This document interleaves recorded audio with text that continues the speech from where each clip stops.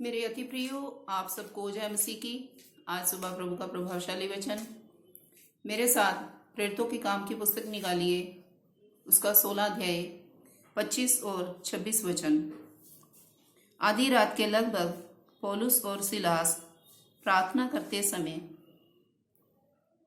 करते हुए परमेश्वर के भजन गा रहे थे और बंधुए उनकी सुन रहे थे कि इतने में एकाएक बड़ा भूइंडोल हुआ, यहाँ तक कि बंदीगृह की नींव हिल गई और तुरंत सब द्वार खुल गए और सबके बंधन खुल पड़े।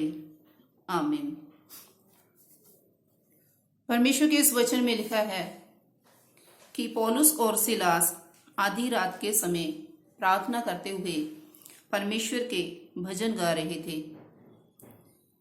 प्रभु के प्रिय लोगों, इस वचन में परमेश्वर के जो दास पौलुस और सिलास, जिनको बैंतों की मार पड़ी और उनके पैरों को काट में ठोक दिया और बंदीगृह में डाल दिया, लेकिन उस दुख की परिस्थिति में, कष्ट में होते हुए भी उन्होंने आधी रात के समय परमेश्वर से प्रार्थना करी और प्रार्थना करते हुए वो परमेश्वर के भजन गा रहे थे, उसकी महिमा, उसकी स्तुति, प्रशंसा कर रहे थे।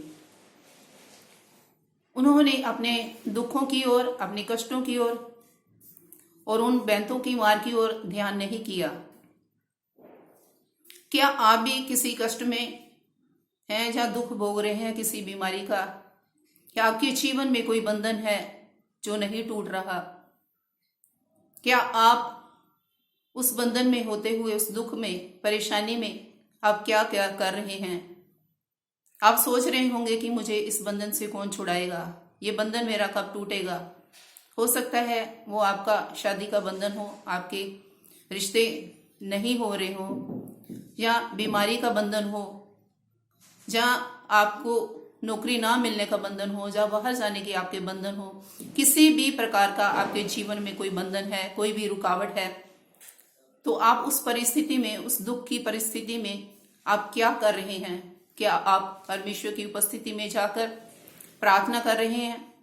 अगर नहीं कर रहे तो आपने इस वचन के द्वारा प्रार्थना करनी है, जैसे प्रभु के दास संत पौलुस और सिलास ने आधी रात के समय प्रार्थना करी और गीत गाए, उसकी आराधना की, उसकी महिमा की।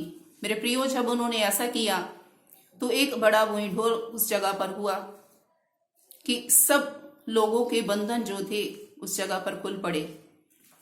वो ऐसा इसलिए हुआ क्योंकि उन्होंने अपने दुखों की ओर ध्यान नहीं किया, अपनी दृष्टि उस जीवित परमेश्वर की ओर लगाई। और ऐसा उनके जीवन में तुरंत हो गया जब उन्होंने परमेश्वर से प्रार्थना करी, उस जीवित परमेश्वर की जो प्रार्थना सुनता है। और परमेश्वर का वचन कहता है कि तुम मुझे पुकार, मैं तुम्हें उत्तर दूंगा। तो सचमुच परमेश्वर का वचन उस जगह पर सच्चा सिद्ध हुआ और उन जो बंधुए थे उस जगह पर, काफी टाइम से वो बंधनों में पड़े हुए थे और किसी भी रीति से उस जेल से, उस बंदीगृह से आजाद नहीं हो पा रहे थे। लेकिन जब परमेश्वर के दासों ने उस जगह पर प्रार्थना करी और आराधना करी तो उनके बंधन टूट गए और उनके जीवन में एक बहुत बड़ा अद्भुत कार्य हुआ। तो इसी तरह से आपने भी आधी रात के समय परमेश्वर की उपस्थिति में जाना है।